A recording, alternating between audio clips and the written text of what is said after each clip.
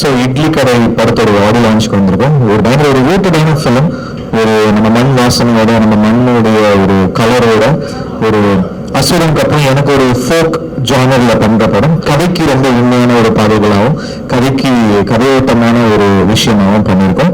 So ஃபிலிமோட உங்களுக்கு சேர்ந்து அதோடைய அந்த மேஜிக் நீங்கள் வந்து விட்னஸ் பண்ணும்போது டெஃபினட்டாக நீங்கள் அந்த அந்த ஊருக்கு போயிட்டு அந்த ஃபீல் கிடைக்கும். அதுதான் வந்து ட்ரை பண்ணியிருக்கேன் ஆடியோவாக. இட்லி கடை படத்தோட ஆடியோ லான்ச் தனுஷ் பகரோட டிரெக்ஷனில் பண்ணுறது எனக்கு பயங்கர எக்ஸைட்மெண்ட் இருந்தது. பிகாஸ் ராயன் பார்த்ததுக்கு அப்புறமே ஒரு படத்தில் பண்ணணும்னு விருப்பப்பட்டேன். அது அவ்வளோ சீக்கிரமாக ஆகும் அப்படின்னு நான் எதிர்பார்க்கவே இல்லை. அவர் நரேட் பண்ண இந்த கதை, என்னோட கதாபாத்திரம், அது ட்ராவல் பண்ணுற அது அந்த வேர்ல்டு பற்றி அவர் எக்ஸ்பிளைன் பண்ண விஷயம், இதுதான் அவர் எக்ஸ்பெக்ட் பண்ணுறன்ற விஷயம் எனக்கு பயங்கரமாக ஈர்த்தது. எல்லாத்துக்கும் மேலே இந்த படத்தில் வந்து அந்த கோர்